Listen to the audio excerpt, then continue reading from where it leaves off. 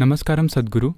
जब कोई बीमार हो और मरने के कगार पर हो तो वो समय उन्हें आराम और सांत्वना देने का होता है या मौत के बारे में बात करके उन्हें इसके लिए तैयार करने का होता है।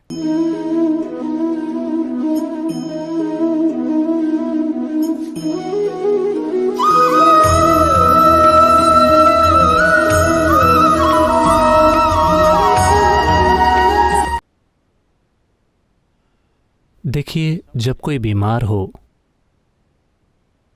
और अगर दुर्भाग्य से उन्हें वाकई कभी ये एहसास नहीं हुआ हो कि जीवन नश्वर है और उन्होंने अपने भीतर इसके लिए तैयारी नहीं की है किसी भी रूप में, उस समय अगर आप उनसे कहते हैं कि अब आप मरने वाले हैं तो ये भयानक होने वाला है। तो जब कोई बीमार पड़ता है तो कई तरीकों से वो असहाय हो जाते हैं। उस असहाय हालत में वो एक छोटे बच्चे की तरह बन जाते हैं या वे छोटे बच्चों की तरह बन जाते हैं।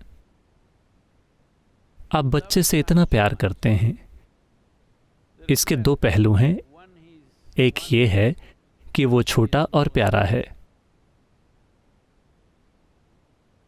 दूसरा ये है कि वो असहाय हैं। आपको ये अच्छा लगता है? हाँ, अगर आपके पति या पत्नी ऐसे हों कि वो हर चीज़ में बहुत कुशल हैं, जो अपनी ज़रूरत की हर चीज़ खुद कर सकता हो, नहीं, आप उस व्यक्ति को पसंद नहीं करेंगे। आप एक ऐसा इंसान चाहेंगे जिसे अपने मोजे खोजना भी नहीं आता। आप कोसेंगी, लेकिन आपको ये अच्छा लगता है क्योंकि इन्हीं चीज़ों से आपको जीवन पर नियंत्रण मिलता है। मैंने औरतों को बातें करते देखा है। पता है, मेरे पति वो सुबह अपना टूथब्रश भी नहीं ढूंढ पाते, लेकिन उन्हें इस पर बहुत गर्व है क्योंकि जब वो इतना असहाय है, मेरे बिना वो रह ही नहीं सकता। यही असली बात है, क्योंकि सारे रिश्ते ज़रूरत पर आधारित रिश्ते हैं। समाज ऐसे ही विकसित हुए हैं। तो अचानक उन्हें बताना कि आप मरने वाले हैं एक बहुत अच्छा उपाय नहीं होगा। इस देश में इसे एक बहुत महत्वपूर्ण चीज बनाया गया था। लोगों ने इस बुनियादी ज्ञान को एक तरह से पूरा नष्ट कर दिया है। एक बेटे का होना बहुत महत्वपूर्ण होता था, किसी लिंग भेद के कारण नहीं, बल्कि समाज की बनावट और प्रकृति ऐसी थी कि अगर आपकी बेटियां हैं तो एक उम्र में वो चली जाएंगी।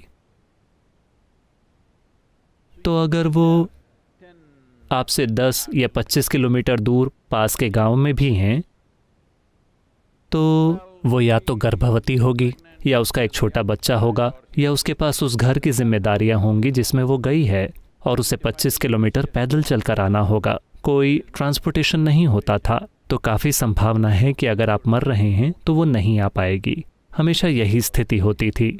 एक बार फिर हम अब वैसी ही स्थिति में पहुंच गए हैं, क्योंकि ज़्यादातर लोगों के लिए उनके बच्चे किसी दूसरे देश में या कहीं बहुत दूर हैं कि वो नहीं आ सकते या वायरस के कारण वो नहीं आ सकते। तो इस वजह से एक बेटे का होना बहुत महत्वपूर्ण होता था, क्योंकि इस समाज में एक बुनियादी कर्तव्य जो बहुत अच्छे से स्थापित था, दुर्भाग्य से आज उसे भुला दिया गया है। वो ये था कि जिस पल माता पिता ऐसे मुकाम पर आते हैं जहाँ जैसे ही बेटे की शादी हो जाती है, जैसे ही वो होता है, तो बेटे की एक जिम्मेदारी ये थी कि वो माता पिता को एक यात्रा पर लेकर जाए, तीर्थ स्थानों की यात्रा पर। ये घूमने फिरने के लिए नहीं है, ये उनको याद दिलाने के लिए है कि वो नश्वर हैं, उनका समय करीब आ रहा है। अब समय आ गया है कि वे अपने आंतरिक कल्याण में निवेश करें। हाल ही में एक वीडियो आया था जो पूरे देश में वायरल हो रहा है। एक आदमी अपनी बूढ़ी माँ को उठाकर ले जा रहा है। आपने वो वीडियो देखा है? क्योंकि यह आदमी जब बच्चा था तो बहुत बहुत बीमार हो गया था। हर किसी ने सोचा कि वो मर जाएगा, लेकिन उसकी माँ ने हिम्मत नहीं हारी और उन्होंने किसी देवता से इतनी तीव्रता से प्रार्थना की कि बिना किसी दवाई के उसकी तबीयत ठीक हो गई। तो तब से वो अपनी माँ को लेकर जाना चाहता है, जो कि माँ का सपना है कि वो देश के तीर्थ स्थानों पर जाएं।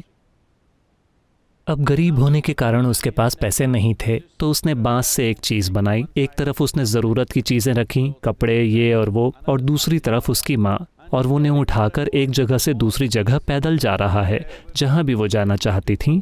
पूरे देश में अपनी माँ को उठाकर और उतना ही वजन पीछे की तरफ रखकर पैदल जा रहा है। पूरे देश में ये वीडियो हर कहीं देखा जा रहा है, क्योंकि ये बुनियादी कर्तव्य था।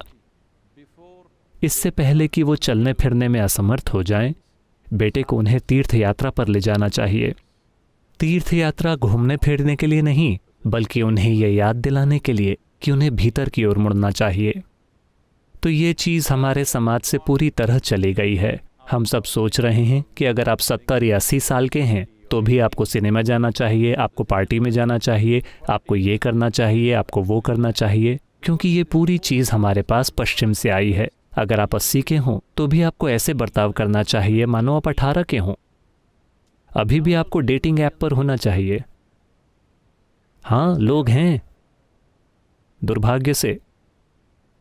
तो अचानक उन्हें ये बताना एक अच्छी बात नहीं होगी। ये ऐसी चीज़ है जिसे आप सिर्फ उस व्यक्ति के आधार पर तय कर सकते हैं।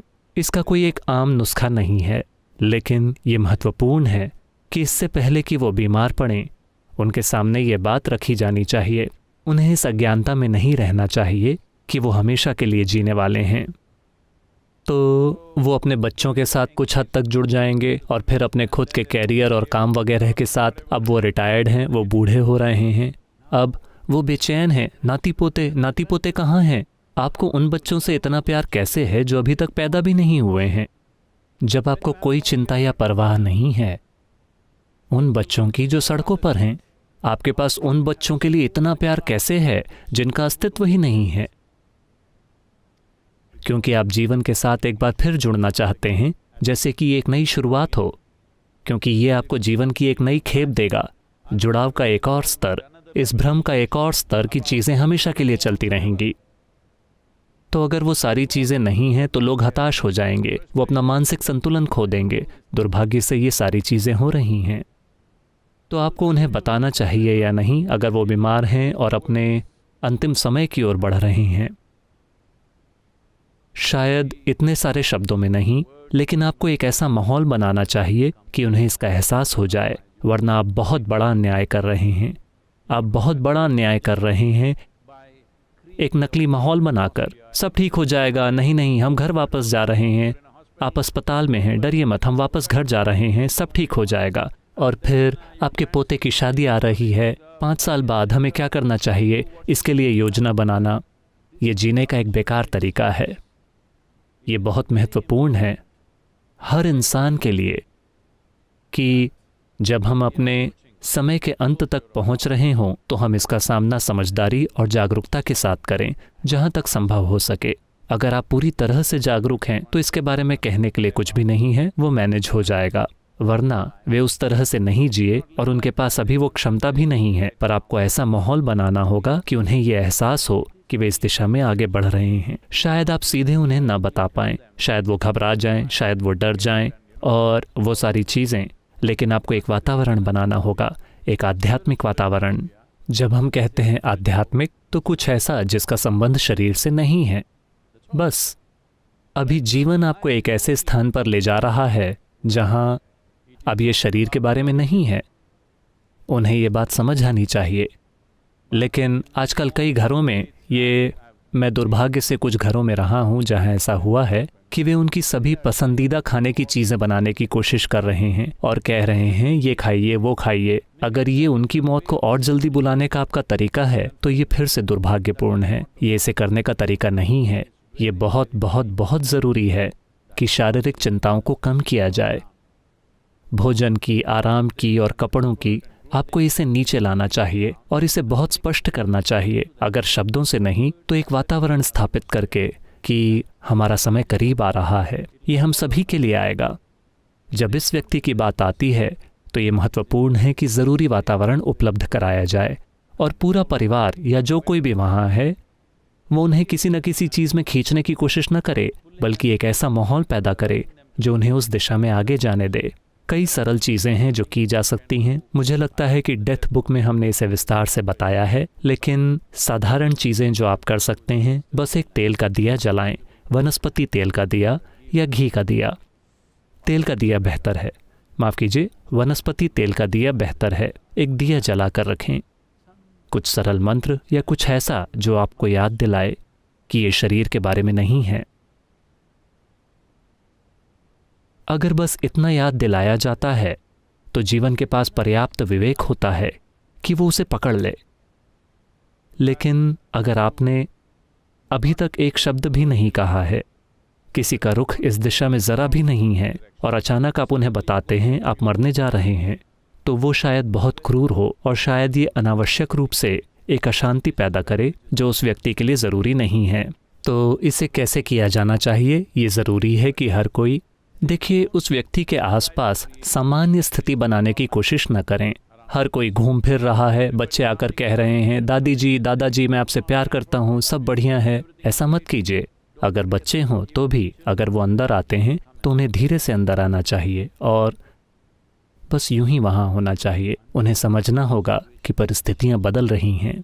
अगर आप इतना भी नहीं करते, आप एक फिल्म लगा देते हैं, आप ऐसा करते हैं, आप उनकी सारी मनपसंद खाने की चीज़ें बनाते हैं, आप उनके चारों ओर उछल कूद कर रहे हैं ताकि उन्हें लगे कि सब कुछ बढ़िया है, ये तरीका नहीं है।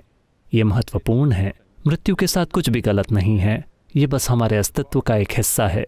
बात बस इतनी है कि हम इसे किस तरह से करते हैं। ये बहुत महत्वपूर्ण है। ये माता पिता के प्रति उनके बच्चों का एक मौलिक कर्तव्य है कि जब उनका समय आए तो वो अच्छी तरह से जाएं। सबसे सरल बात है, अगर आप आध्यात्मिक हो जाते हैं तो शुरू में वो विरोध करेंगे, वो संघर्ष करेंगे, लेकिन उसके बाद ये एक इंसान की स्वाभाविक समझ है कि मेरे से आधी उम्र का व्यक्ति